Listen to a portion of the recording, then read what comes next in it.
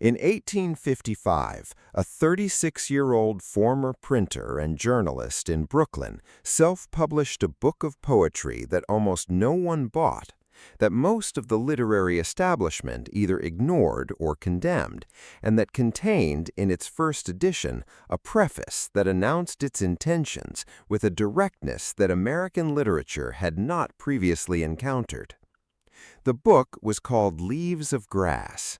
The preface said, among other things, that the United States themselves are essentially the greatest poem, that the poet is not separate from the people, but is the people, their specific, contradictory, vast, democratic, embodied multitude, and that the purpose of this poetry was not to elevate or refine or instruct, but to include, to take everything, the beautiful and the ugly, the noble and the base, the spiritual and the carnal, the living and the dying, the slave and the free, and hold it all inside a single voice that did not resolve the contradictions because the contradictions were the point. The book contained a single long poem that would eventually be titled Song of Myself, and in the 51st of its 52 sections, it contained the lines that have been argued about, celebrated, quoted, and returned to for 170 years. Do I contradict myself? Very well then, I contradict myself. I am large. I contain multitudes. He was not apologizing. He was not confessing a failure of consistency. He was making a philosophical argument, in the form of a poem, which was the only form adequate to the argument, that the self is not an argument to be made consistent. It is a fact to be inhabited. And the fact of the self is that it is large, that it contains genuinely, irresolvably, magnificently multitudes, and that the life lived in full acknowledgment of this is richer, more honest, and more genuinely alive than the life organized around the project of resolving it into something the world can manage. Walter Whitman was born in 1819 on Long Island, the second of 9 children of a farmer and carpenter named Walter Whitman Sr. and a woman named Louisa Van Velser. The family was not prosperous. The father moved them frequently to Brooklyn, back to Long Island, back to Brooklyn, in search of the work and the opportunity that the expanding American city promised and delivered unevenly. He left school at 11. He was apprenticed to a printer, which gave him access to something that formal education might not have, the full range of what was being written and thought and argued in the America of the 1830s, passing through his hands in type, one page at a time. He became a compositor, then a journalist, then an editor, moving between Brooklyn newspapers and New York newspapers with the restless energy of a person who is gathering and gathering without yet knowing what he is gathering for. He was an omnivorous reader, Homer and the Bible and Shakespeare and the Hindu scriptures and the newspapers and the opera programs and the political speeches and the science journalism of the day.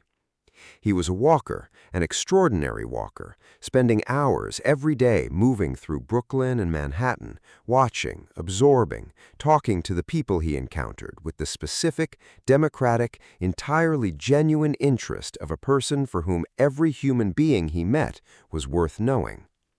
He was a loafer, in the term his own culture used with mild disapproval, a person who did not rush, who was present to what was happening around him, who gave his attention to the world in the wide-open, unhurried way that the age of productivity found suspicious. The first edition of Leaves of Grass appeared in July 1855. It contained 12 untitled poems and the preface. He set some of the type himself. He had borrowed the money for the printing. He sent a copy to Ralph Waldo Emerson, who wrote back immediately with a letter saying it was the most extraordinary piece of wit and wisdom that America had yet contributed. This letter Whitman reprinted, without asking permission, on the spine of the second edition.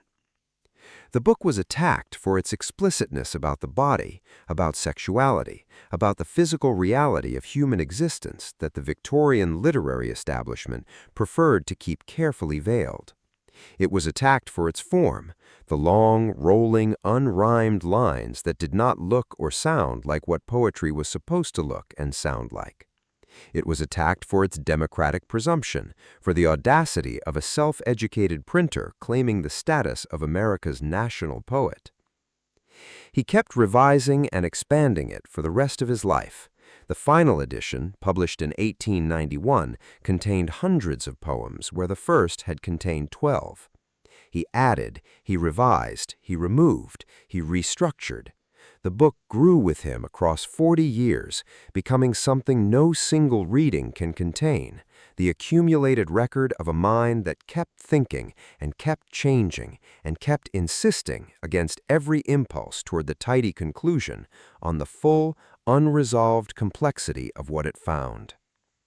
He served as a volunteer nurse in the Civil War hospitals in Washington, an experience that destroyed his health eventually and that permanently changed his relationship to the body, to suffering, to the proximity of death. He watched thousands of men die. He wrote about it. He held their hands. He wrote their letters home. He gave them what he had, which was his presence, the specific, full, unmanaged presence of a person who did not look away. He had a stroke in '73 that left him partially paralyzed. He moved to Camden, New Jersey, where he spent the last 19 years of his life. He received visitors, the pilgrims who came from across the world to sit with the old poet in his cluttered house. He kept writing. He died in 1992 at 72 of multiple organ failure, having spent the previous months supervising the final edition of Leaves of Grass. He was still revising the poems days before his death. The book was never finished. Like Leonardo's paintings, like Montaigne's essays, it was a life's work in the truest sense, not a product completed and delivered, but an ongoing investigation that happened to take the form of a book. What is the philosophy that Whitman is building in Song of Myself and in the full body of Leaves of Grass? It is, at its core, a philosophy of inclusion, not the political inclusion that the word usually means now, not the policy question of who is welcome in which institutions, the deeper, more personally demanding inclusion of the self that refuses to exclude any part of itself from the full acknowledgement of what it is. Whitman looks at the self and sees the body and the soul as inseparable, the physical and the spiritual as the same reality seen from different angles, the contradictions as the evidence of genuine complexity rather than the failure of genuine consistency, the self that contains grief and joy simultaneously, the self that believes and doubts simultaneously, the self that hungers for connection and solitude simultaneously, the self that is at different moments, and sometimes at the same moment, noble and base, generous and selfish, certain and entirely at a loss. He does not ask you to resolve this. He asks you to celebrate it. Or at least, and this is perhaps more achievable, to stop pretending it doesn't exist, to stop the performance of the resolved self that the social world requires, and to stand, even briefly, in the full reality of the multiple, contradictory, entirely human thing you actually are. The great danger, in Whitman's view, is not the person who acknowledges their contradictions. It is the person who has suppressed them so thoroughly that they no longer know they are there. The person who has edited the multiple self down to the consistent brand so completely over so many years that the editing no longer feels like editing. That feels like the truth of who they are. This person has, in Whitman's precise and compassionate understanding, made themselves smaller than they are, has foreclosed the richness of the genuinely multiple self in exchange for the manageability of the consistent one, has traded the dizzying, sometimes uncomfortable, entirely alive reality of containing multitudes for the relative ease of containing only the parts that fit the presentation. He says, don't. Not because the presentation is worthless. The presentation is how we navigate the social world, and Whitman was not naive about the social world.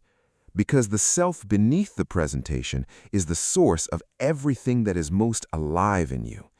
And the steady, incremental, socially rewarded narrowing of the self to match the identity is the slow death that arrives before the dying.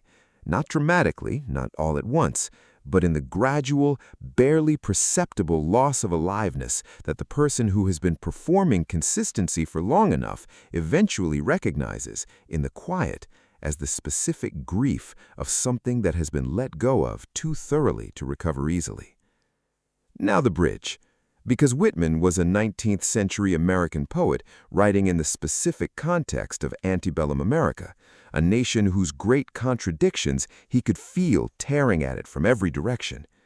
But here is what has not changed since 1855. The social world still rewards consistency. The professional context still asks for the coherent self that knows what it thinks and does not surprise its audience with the contradictions. The culture still produces, through 1,000 small pressures, the person who has learned to lead with the parts that fit and manage the parts that don't, who has a public self that is legible and a private self that is more complicated, and who has, over the years, widened the gap between them to the point where the two selves rarely meet. Whitman is not asking you to publish your contradictions. He is not asking for the public disclosure of the private complexity. He is asking for something prior to that, the internal acknowledgement, the willingness in the quiet to stop managing the multiple self and start inhabiting it, to know without apologizing for it that you are large, that you contain more than the presentation includes, that the contradiction is not the evidence of a self that has failed to cohere, but of a self that is genuinely, fully, humanly real. And then, from that acknowledgement, in whatever form is available to you, to give the multiple self slightly more room. In one conversation, in one relationship, in the writing that no one reads, or in the conversation that no one is watching. In the practice of being slightly more often the full thing rather than the manageable portion of it. Here is what Walt Whitman asks of you, practically, today. First, take the inventory of what you contain that you are not presenting. Not as confession, not as the project of revealing everything to everyone. The private, honest, Whitman-grade accounting of the parts of yourself that have been retired from the presentation. The beliefs you held that the current context does not have room for. The capacities you have that the current role does not call on. The contradictions you carry that the coherent self has learned to manage. The grief that lives alongside the contentment, the doubt that lives alongside the conviction, the hunger that lives alongside the satisfaction. You do not have to do anything with this inventory.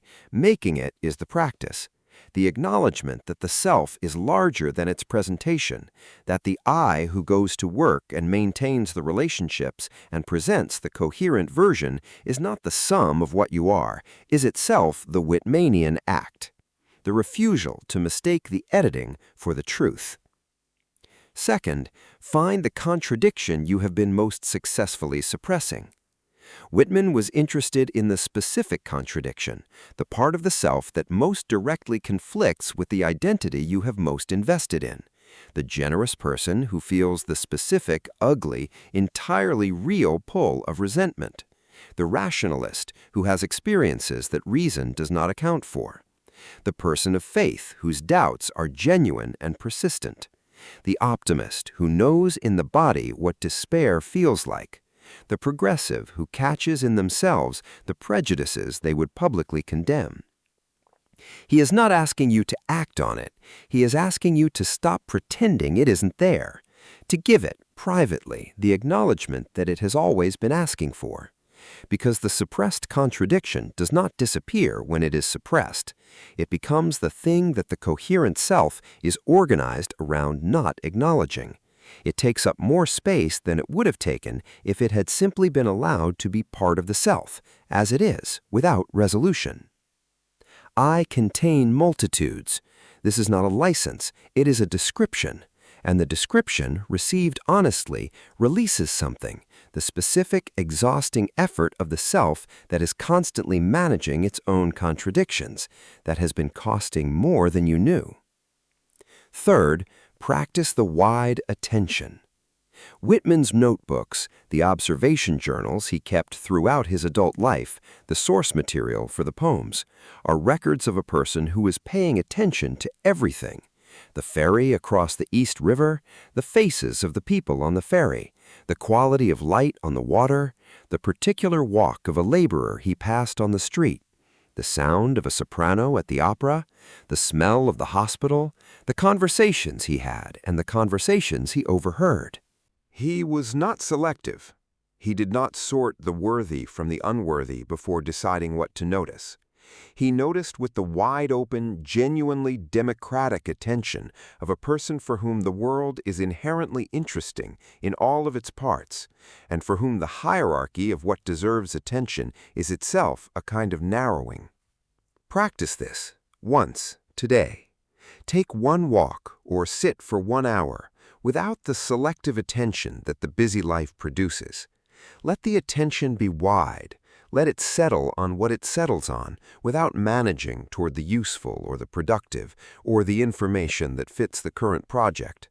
Let the world be interesting in the way Whitman found it interesting, which is to say, in every direction simultaneously, without pre-sorting, without the editing that the coherent self performs on the input it receives. Notice what the wide attention finds that the selective attention misses. Fourth, write one true contradiction. Not a confession, not the revelation of the private self to the public world. The private practice of a person who has decided, in Whitman's spirit, to stop managing the multiple self into coherence for long enough to write down, honestly and without resolution, one thing that is true about them that contradicts something else that is equally true. I believe in X, and I also believe in Y, and they cannot both be fully true, and I hold them both. I want A, and I also want B, and they are incompatible, and I want them both. I am the person who does Z, and I am also the person who does the opposite of Z, and both of these are real. Write it down, not to resolve it, to let it exist, named, in the dignity of its actual complexity, to give the multiple self the acknowledgement that Whitman gave his, the full, unmanaged, do I contradict myself acknowledgement that this is what you are, large, multiple, contradictory, real. That is the practice, not the performance of complexity, not the brand of the person who contains multitudes as a kind of curated depth, the private, genuine, entirely available acknowledgement that the self is larger than its presentation, and that this largeness is not the problem, it is the whole point. I want to close with the image I keep returning to when I think about Whitman, not the young poet in Brooklyn setting his own type, not the old poet in Camden receiving his pilgrims, the ferry, the East River crossing that he took hundreds of times, and that he made the subject of one of his greatest poems, Crossing Brooklyn Ferry, written for the people who would cross the same water 100 years after him. He addressed the poem explicitly to the future readers. He told them, I thought of you when I crossed. I knew you would be here. I knew what you would feel standing at the rail, watching the water and the sky and the other faces. I knew you would contain what I contain. I knew you would be large and multiple and contradictory and entirely, irreducibly human. The poem he wrote across time, from his crossing to yours, the gift of being recognized by someone who knew exactly what you were before they met you, because they had looked at themselves honestly enough to know what human beings are. Large, multiple, contradictory, not despite ourselves, but as ourselves, not failing to be consistent, but succeeding at being whole. Crossing Brooklyn Ferry ends with a direct address to the world, to the water, the sky, the faces of the crowd, the reader reading in any century. He says, "We understand then, do we not? What I promised without mentioning it, have you not accepted? What the study could not teach, what the preaching could not accomplish, is accomplished, is it not? It is, if you let it be." Here is the question Walt Whitman leaves us with today. Not from Song of Myself, not from Brooklyn or Camden or the Civil War hospitals, from the Ferry, from the crossing that is available to you right now in whatever form the crossing takes in the life you are actually living. Do you contradict yourself? What are you containing that the presentation has been editing out? What is the multiple, large, genuinely human thing that you have been managing into something more consistent and more presentable and less entirely uncomfortably alive? And what would it mean, not in public, not as a revelation, but in the private, available, entirely Whitmanian quiet of the honest accounting, to stop apologizing for it? Very well then. You contain multitudes. The question is not whether that is true. It is whether you are willing to live as if it is. Leave that in the comments. One true thing about yourself that contradicts another true thing about yourself. Because naming the contradiction, even briefly, even to strangers, is the beginning of the inhabiting. And the inhabiting, Whitman spent his whole life insisting, is the whole point. I'll see you in the next one.